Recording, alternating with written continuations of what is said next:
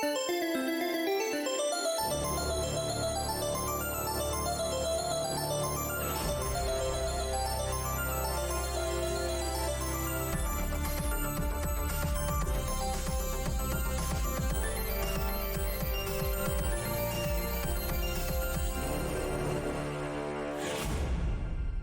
wake up in the morning feeling pretty good.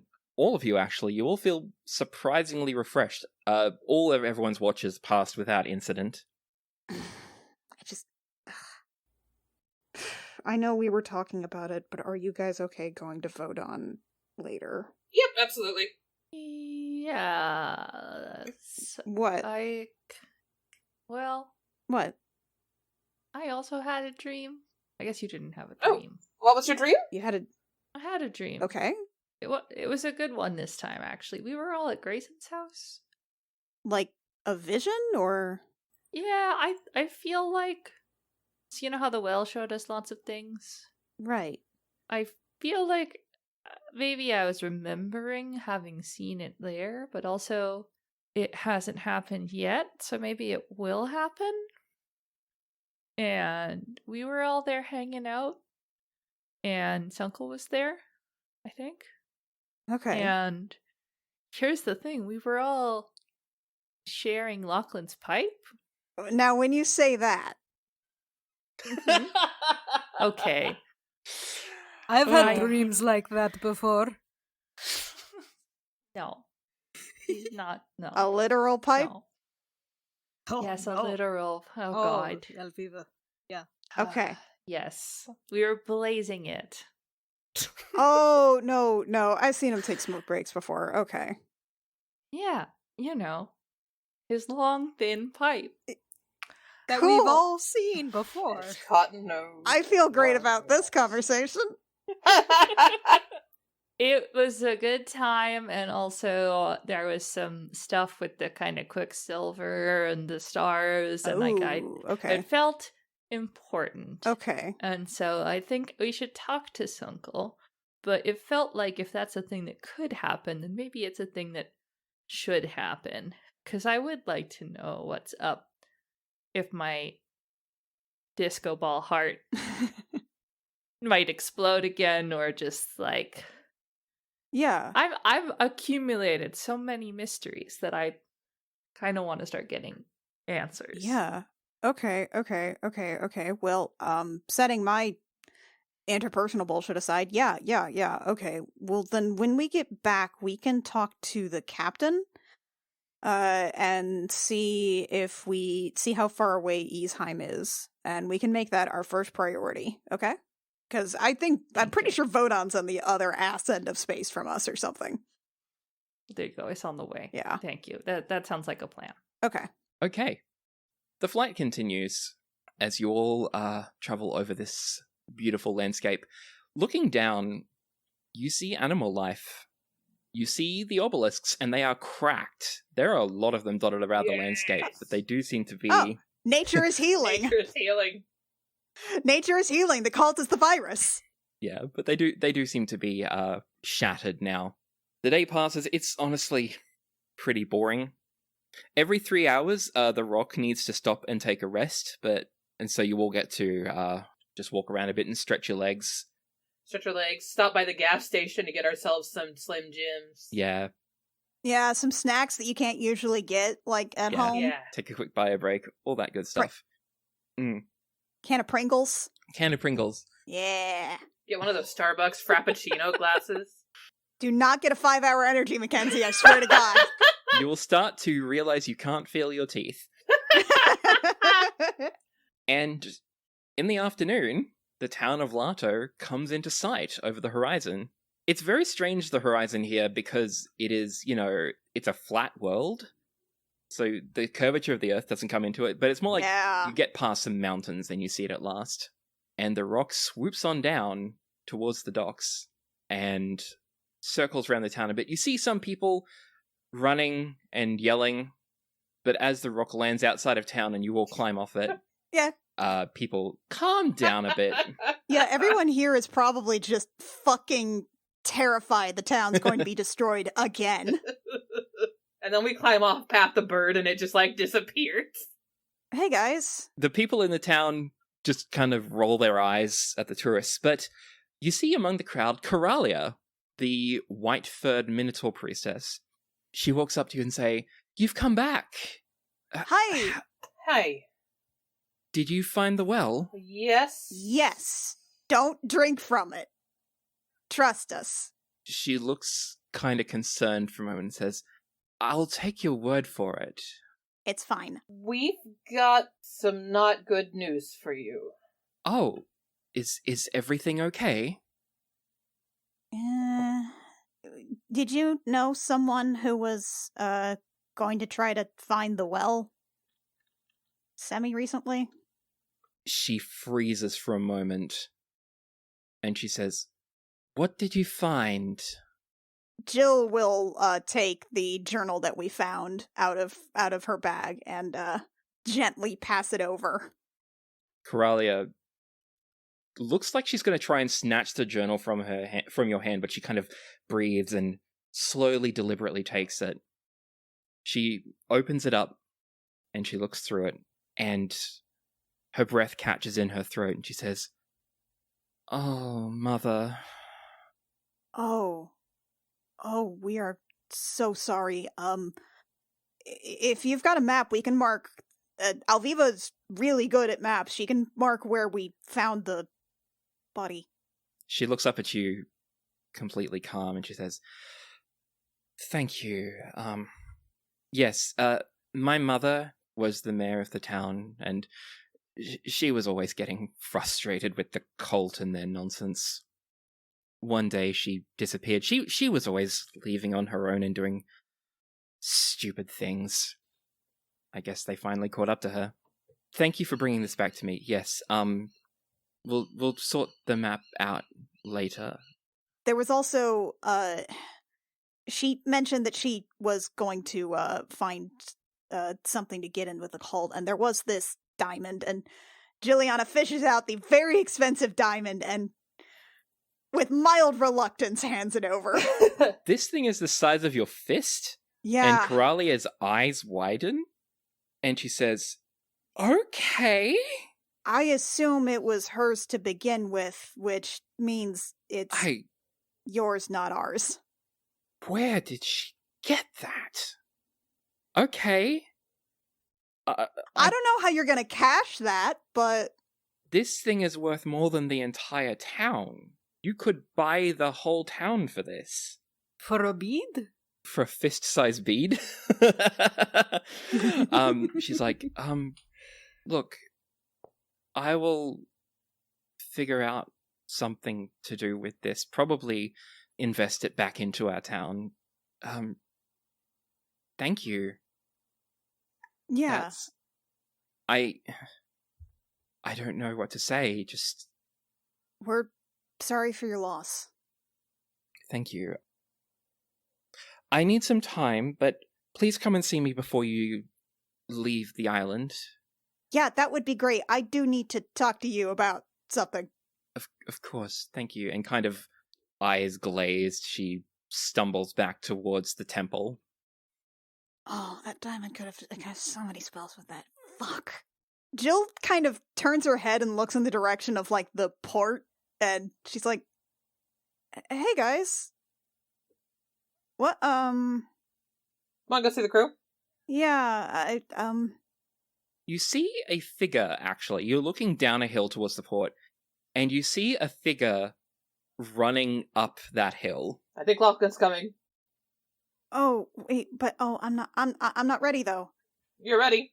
I'm not ready. What if it's different? It's been 5 days. It's been 6 days. He's never... What if he figured You can walk away for 6 days. As he gets closer, you realize that this is too small to be Lachlan. Oh. Their legs are moving too fast.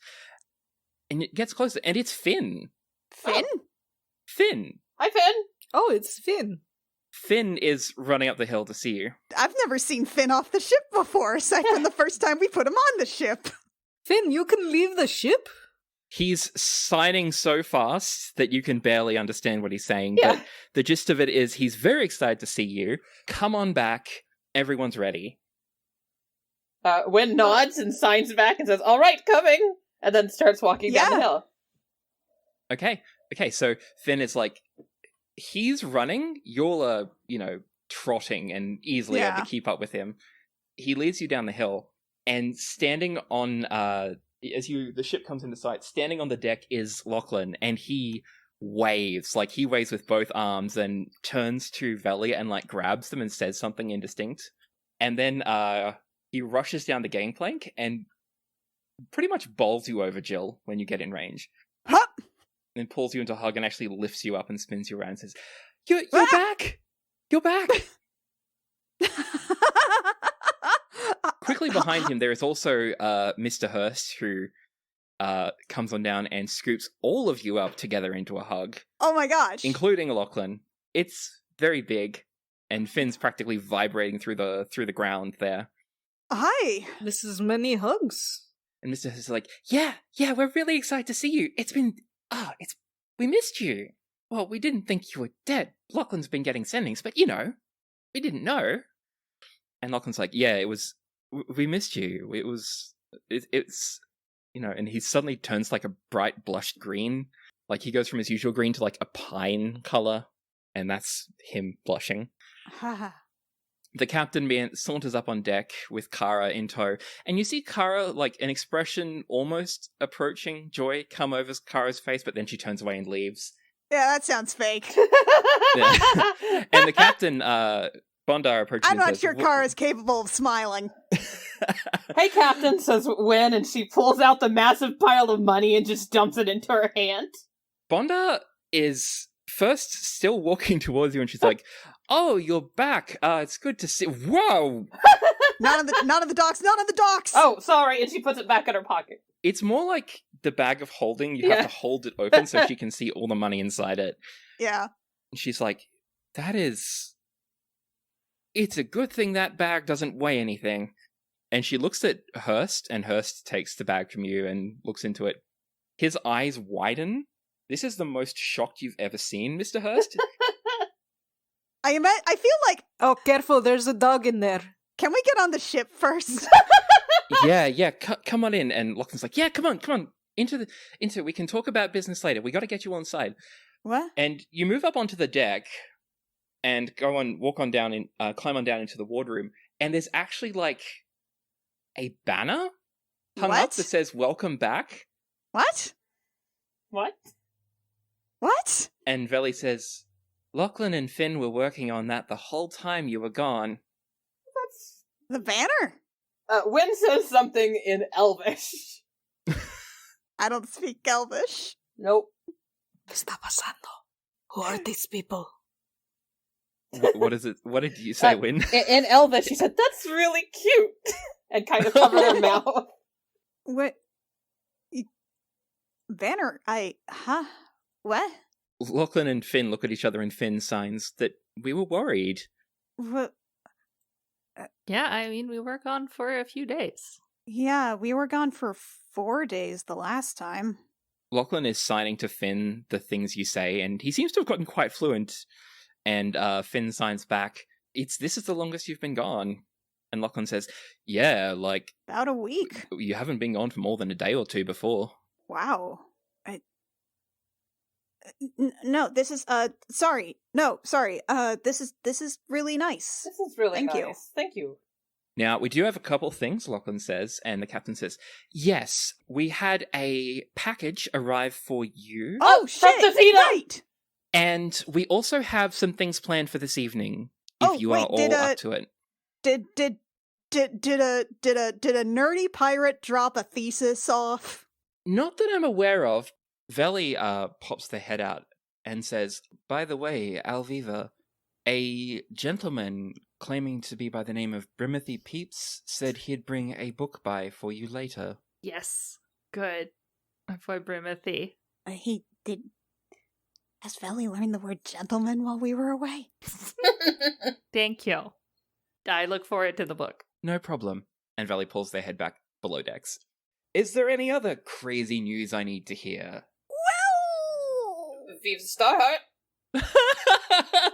Oh, that's a good one. Okay, what else you got for me? No. That's really it. That was real. That's real. real. Just that one.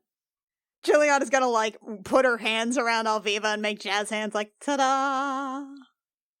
The captain's grinning, and this grin slowly kind of like grows stale and rictus. And she's like, "Oh, you're not joking, are you?" I mean, can you do the thing? You probably shouldn't do the thing. Not on deck. Not on deck. No, you don't want to see? It's pretty cool. I annihilated a bad guy with it. So, it's not all bad. Don't worry. We can put a blanket over her. Artie, I don't know if we're doing the blanket thing. To my cabin now. Let's go. And she heads below decks. Oh, did we tell her about the dog yet? I want you to be in trouble. Okay, we can go together, and we'll and my dog will be the worst thing. How's that? Yeah, I like that. I'm gonna blame it all on the dog. It's its fault somehow. Okay. All right, you all make your way down into the captain's cabin, and she goes inside, and she lets you all in, and she locks the door, and she says, "Alviva, you're going to have to be very careful." I'm the most careful person. I'm really... No, I'm not even gonna try. No. Thank you. Are you willing to demonstrate? Yeah, I mean, honestly, I'm kind of curious if I can do it twice. You don't think I'll blast your eyes and blind you and stuff? I don't care. I mean, I have radiant resistance, so this isn't really a problem for me. Should I take my shirt off? She's like, please leave it on, please. Okay. I imagine like Elviva tucks her shirt up right over her belly, but under her boobs. Yeah. Why? Under the. like making a makeshift crop top? Yeah, something like that. Why? Well, she said she was taking her shirt off. Right, as I'll in she leave it starts on. to lift it. I'll leave it on. Just I put just it back. Leave your. Okay. No, thank just you. do the Nate Drake half tuck. Okay, I'm doing it. Brace yourselves for disco. And I don't know. I just think it myself, like, and let there be light. So, Alviva, you reach your sensation into your chest behind your sternum, and you feel your warmth, and you feel your own heartbeat, and you feel it start to pulse and intensify, and it picks up. And your character has had anxiety attacks in her lifetime before, right? Yes, panic attacks. It feels like that, except it's not distressing. It feels like that intensity of feeling, but it's actually warm and pleasurable. It's like an anti-anxiety, anti-panic attack. Turbo chill. Like when the bards are going, got really bassy set of bards. You can feel it. Yeah. And it's just really comfortable, and you feel like you're thrumming in time with something far bigger than yourself. And your eyes are shut as you do this, and you hear the captain gasp, and you open your eyes, and you are shining. My personal headcanon is that there is a faint whiff of ABBA in the air whenever Alviva star hearts. Change your mind, I'm the first in line. Oh my god. You've got a rollerblade smile. Sorry. Yeah, so you're now glowing, and to the outside, it looks like light is shining on you, but it is very clearly coming off you. There are sharp, harsh shadows being thrown against all the walls behind everyone. Everyone else, except you, Juliana, need to shield your eyes a little bit. Oh, is this what it's like when I pop the wings? Damn. Except like much brighter. Damn. The captain just stands there agape, and then you hear the door rattling, and it opens, and Mr. Hurst pops his head in, and he's like, Mr. Hurst, no. Captain, I just got the whoa! Vives a star heart, Mr. Hurst. I'm sorry to startle you, Mr. Hurst. I can see that, except I can't see anything. Are you able to turn it down? I try and think of it as dimming without going out. It works. You managed to bring it down to a dull roar. And yeah, you're now faintly glowing. You're basically your very own Space Fun helmet. Except with ABBA instead of Weewoo. You are the Weewoos. The Weewoo was inside me the whole time. Oh, that's another good episode title. Oh, fuck, that's really good. I'm very proud of dropping episode titles. Thank you. Yeah, That's what I'm you here should left, be. to right, and try and do. centre. So I imagine you will take some time to debrief the captain and tell her everything that's gone on. Mhm. After that explanation, Mr. Hurst says, "It sounds like you've all been through something very intense. If that's the case, I have good news. The ship is, us as the ship, the captain and I, we are sponsoring a crew bathhouse trip because I think you all need that." Yes. What do you mean? Jilliana just kind of tries to subtly sniff around her armpit and wrinkles her nose. Ugh. Yeah, we will pay for everyone to go have a bathhouse trip. Anyone who wants to, at least. I don't know if the captain will want to come. But they do have a fairly nice one here, so we can all go there, and you can unwind a bit, and then... And we can see a lot of hot Minotaur people. That's true. Yes, and then we can pick up your package. Okay, bathhouse? Bathhouse. Yes, bathhouse. Bathhouse. Pretty much all of the crew, everyone except for Captain Bondar, makes their way into town and leads you to a fairly nice-looking bathhouse. It's made of wood, but you can see steam coming out from the sides of the from the doors and stuff, and a couple of the windows which have been boarded up. You can see it's probably like what's the word I'm looking for? A retrofitted house. Mm. Inside, the floor has been repaved with stone, and there is a bunch of minotaurs in various states of nudity lying around the place. Hurst leads the way inside and says, "They don't usually have people asking for private rooms here, but we wanted one and we were able to book it. It's actually a pair of baths, and it's big enough to fit pretty much everyone. Hurst and Artie Finn in one pouts. bath, everyone else in the other." Oh, that's fantastic. Because let me tell you, I've been on the road and I've been wearing plate for 6 days. Another minotaur comes in and takes your clothes and says, "We will just magically clean these for you. Yeah. Won't be a moment." That's great. Yeah, I'm gonna. There's. I assume there's a shower or there's like a pot of water and like some soap and stuff to clean off first. Yeah, there's a bucket and sponge. Perfect. And you can clean off first. Then you can slide into this blistering hot water. Oh fuck yes. Hell yeah. It burns for a moment, but then it melts you. Artie just sinks down and down until the bubbles stop. Juliana just like gestures towards the non-party members, like, "Don't worry about it." He does that. Yeah. Kara has gotten in and she seems to be enjoying the bath. Veli is... They are not sitting in the water. They are sitting beside the water and are letting just their feet root things trail into it. Yeah. Hydroponics. Yeah, exactly. Hurst has nearly displaced the entire bath of his own. Finn is busily using some scale scrub, and Lachlan is trying not to make eye contact with you, Jill. Yeah, that's probably mutual. Trying not to make eye contact, but also like kind of trying to covertly make just covertly just get some glances. Lachlan very awkwardly says to you, Jill, Jill, would you like me to scrub your back? I know Jill's probably already like red in the face because of the temperature, but she might actually go a little darker. Sure. Yeah. If you want to, okay. And Lachlan retrieves a scrubbing stone and a cloth and finally gives you a back rub, and it's actually like he is hitting all the right muscles. Oh fuck, that's heavenly. Mm-hmm.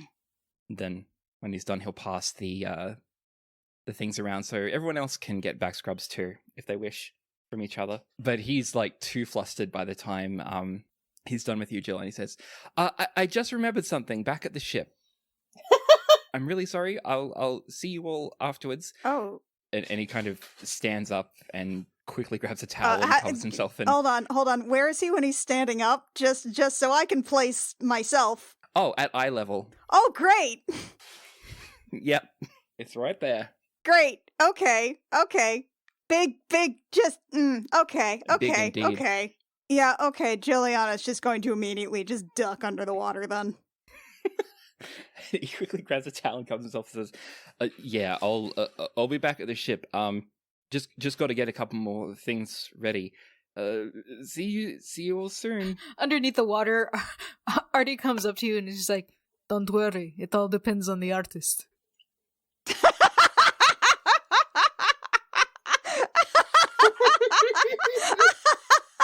A little OLC for you there.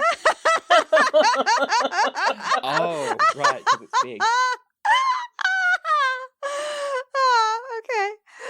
Okay. Lachlan has just gotten out of the bath and everyone's boy. embarrassed. Oh boy. Oh, Not Artie. golly. Oh golly. Oh. Everyone except Artie is embarrassed. Oh heck. Oh gosh. Oh wow. Listen, Wow. and he's left. Wow. Just do it. You gotta do it. Just do what? He's not my boyfriend. Go talk to him. I don't talk to him right now. I don't. You gotta do it. No, right now. no. I really don't think that's a good. Oh, this is a terrible idea. Yeah, What am I doing you with really my gotta life? What am talk I to doing him. with my entire life? I don't. It'll be good. It'll be fine. I mean, it might be good, but it probably won't be fine. It'll be great. I think. Probably. It looked really great. I mean, Artie bubbles up to the surface. hi. You got to tap that. You got to tap that now. I don't. Now? Right now? I can't do that right now. You gotta do You it. can do it right now. You do it. I don't think you could do it. I'm not gonna You do can that do it. right now. You know what? I'm just gonna, and then she dunks her head under the water. Typical. Unfortunately, Artie is still there, so she shuts her eyes really tight and pretends. He can speak underwater, so... Yep. You can't escape from Artie. Nope. Y'all realize that the rest of the crew is there too, right? Oh, they all know that they see this shit happening all the time. They're fully aware. Veli probably looks really just like they're just eating some fucking popcorn. Hurst is grinning wide-eyed, signing to Finn, who is looking between her signing and you, also wide-eyed and big grin. So the two of them do indeed have, emotional popcorn. Clara has rolled her eyes and sunk back so that only her nose is above the water. Mm-hmm. And Veli is just implacable. Now, is there anything else you'll want to do / talk about / whatever before you wrap up here? Or do you just want to kind of sink into the relaxation for a couple of hours? I don't think that would make for good audio. Yeah, I think we'll probably just zone out for like an hour and make some idle chit-chat. Oh yeah, did you guys end up seeing any dragon turtles? No, says Mr. Hurst. We didn't see any, but, it's good to be safe. We were on the lookout the whole time. Yeah, I bet. The captain... Actually, Kara, I have a question for you. And Kara looks over and's like, what is it? Does the term Artemisia mean anything? She stops and thinks for a moment. That's a planet in Kofu space, I guess. That's the Noted. sphere that's all like rocks and stuff, right? We went to Vesper? When you went to Vesper, yeah. That's Kofu space. Alright. With all the Dusk Elves. Right, and then the cutlass we heisted. Yeah, that. Right. Yeah, that's Artemisia's in the same sphere as that. Why? Do you know a city called Odessa there? Yeah, that's its capital city. Alright. Oh. Yeah, we just got a coded message telling us to go there. Huh. Well, good for you, I guess. And she sinks back under the water. Fair enough.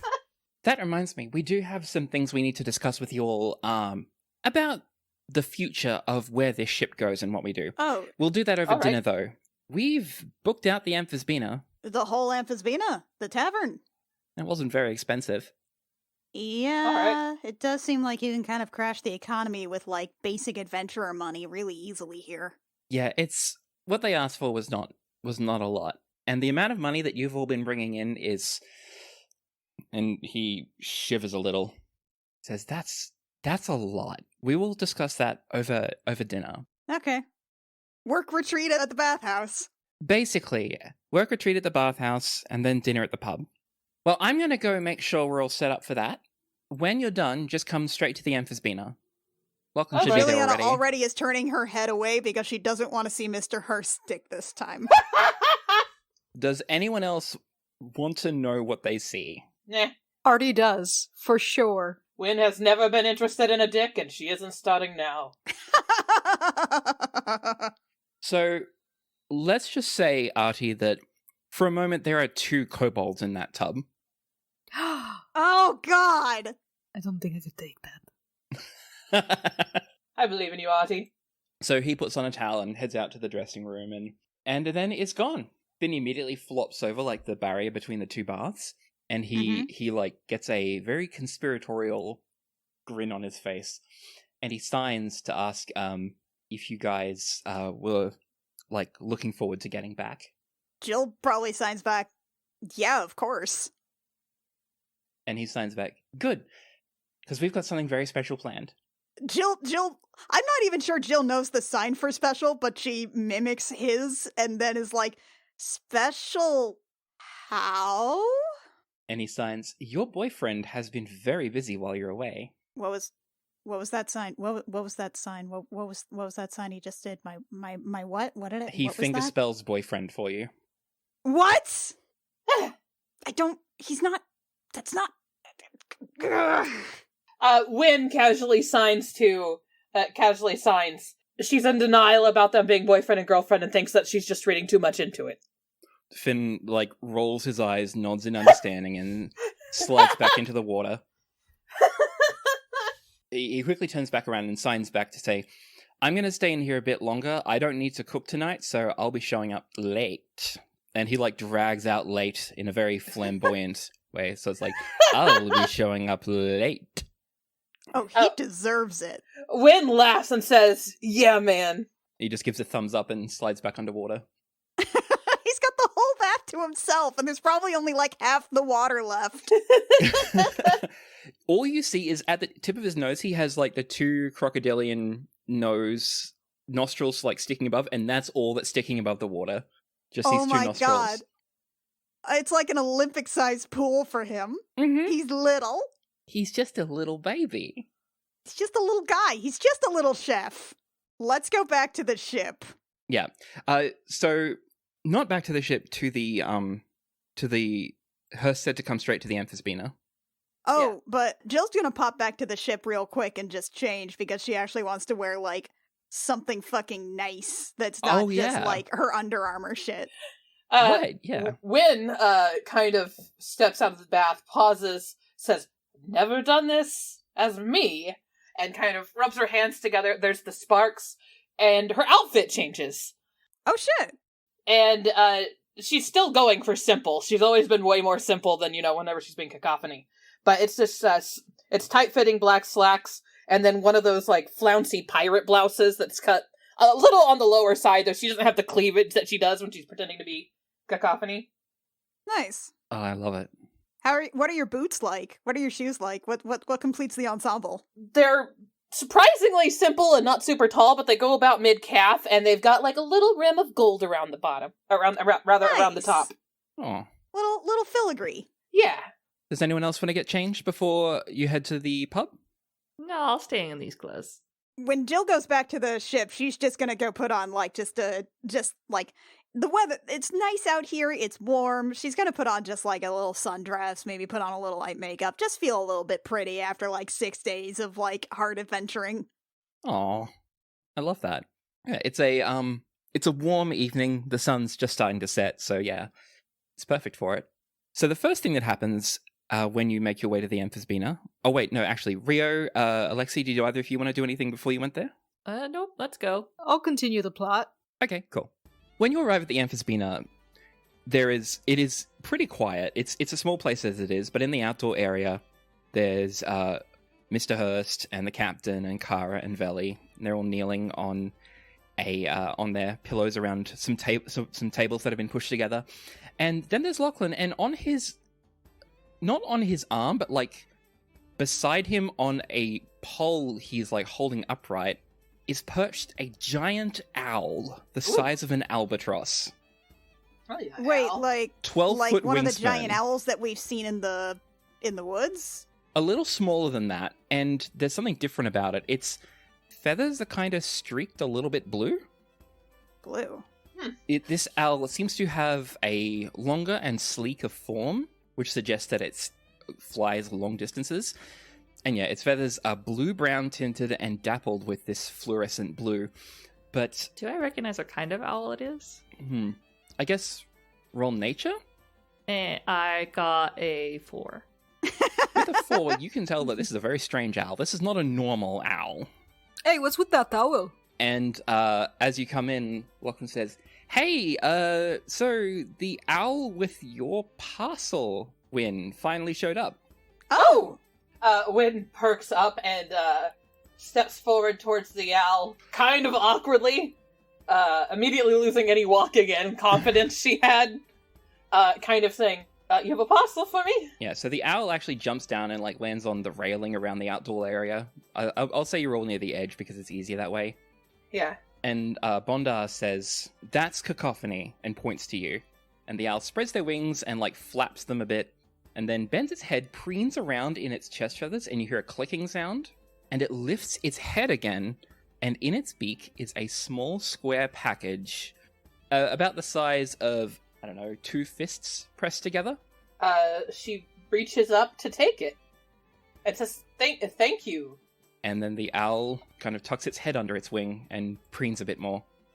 You're a very attractive owl. I think it's traditional to call it a pretty bird. You're a very pretty bird. And then she instantly lowers her head and like a gremlin starts ripping open the package. Okay. You find 3 things in there. The first is a letter with a seal on it. The second is 2 small stones that look like they have a kind of arcane sigil on them. And a small wooden cube carved with various runes. And I will give you the letter to... Would you like to read it out, or shall I? Oh, yeah, I'll read it, sure. Okay. My dear Cacophony, I hope this letter finds you safe and well. Before anything else, I must request that you please feed the owl, preferably with raw meat, and ask if she needs her harness adjusted. Her name is Lily, and she is a space owl, an intelligent creature whom I have hired.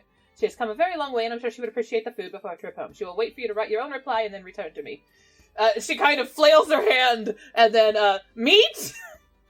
Interrupting this. Lachlan heads off to acquire some kind of meat. And do you want your harness adjusted, Lily? And Lily, like, raises her wings out and lets you fiddle around with...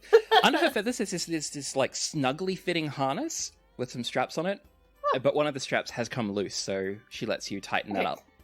She does tighten that and fixes it all up so she's nice and comfortable. Then she returns to the letter.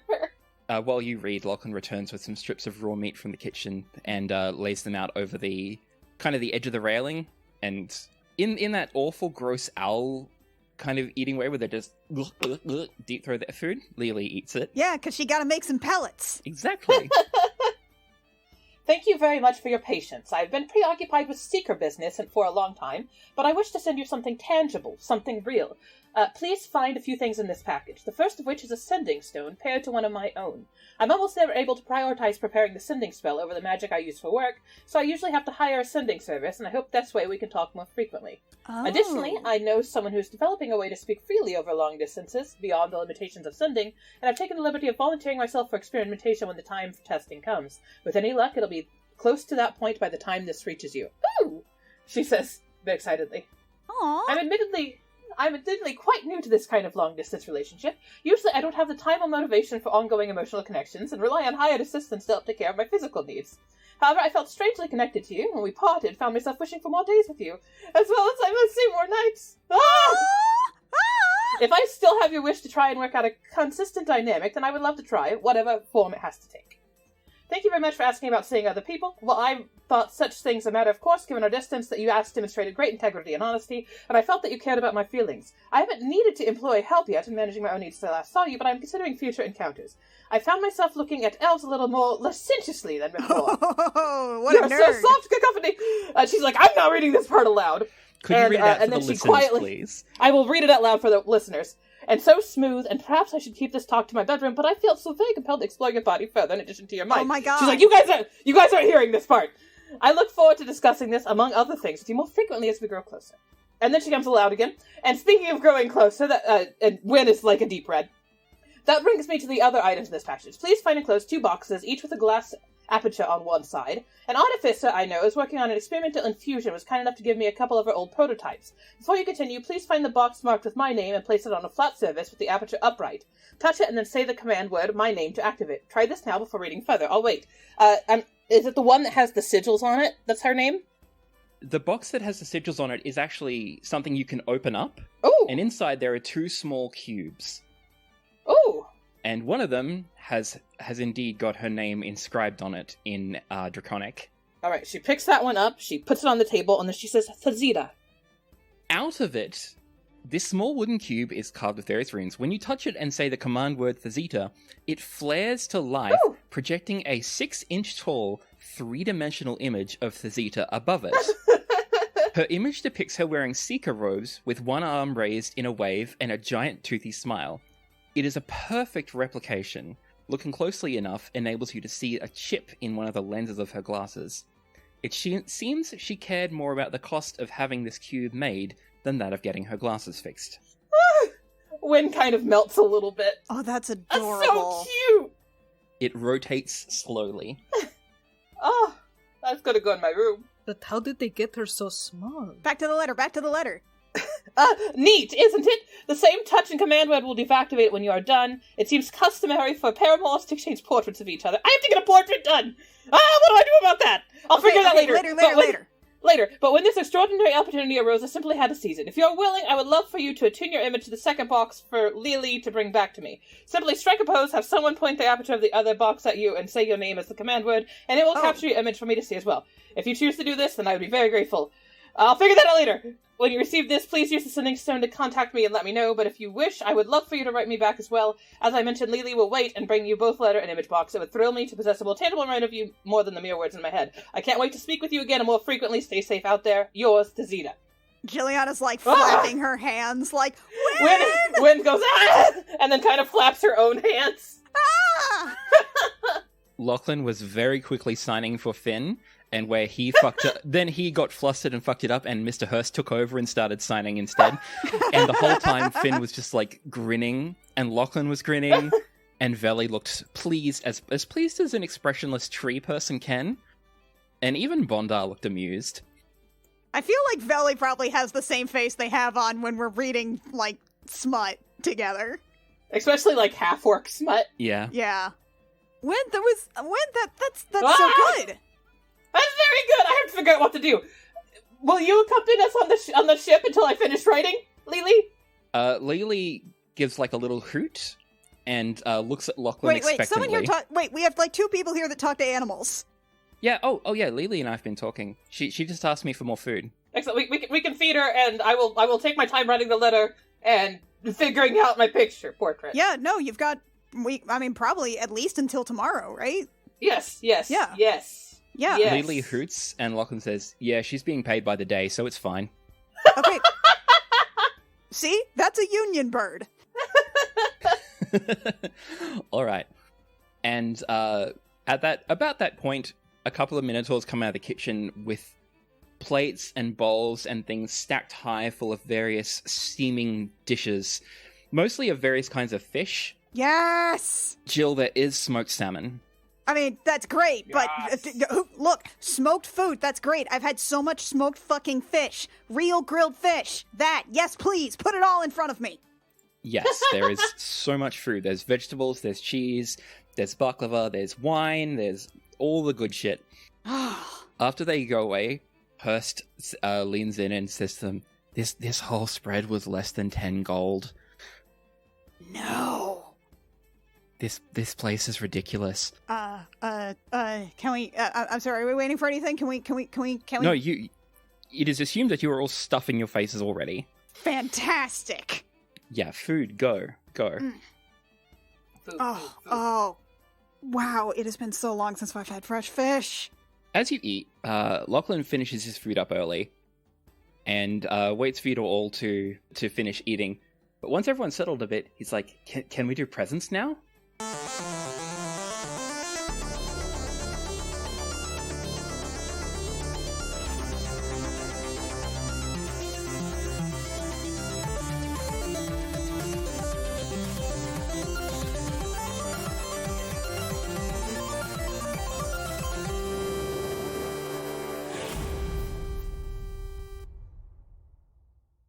Gem Jammer is performed by Annie Creighton, Anna Emmeline, Alexi Peppers, Mackenzie Weaver, and Rio Rios, and is edited by Jake Mason. Our character designs are by Rio Rios, who can be found at vriosart on Twitter, and our cover art is by Canary Witch, who can be found at doodlesfromthebird.tumblr.com. Our opening and closing music is by Reckoning Storm AudioWorks, and our background music includes tracks by Tabletop RPG Music. Check out our website at crookedrussiancam.horse or .gay. For exclusive extras, such as Jilliana's private diary, Anna's homebrew stuff, and other goodies from our other shows, our Patreon has it all for only $1 a month at patreon.com/thegemjam. Thank you very much for listening, stay safe, and we'll catch you next time.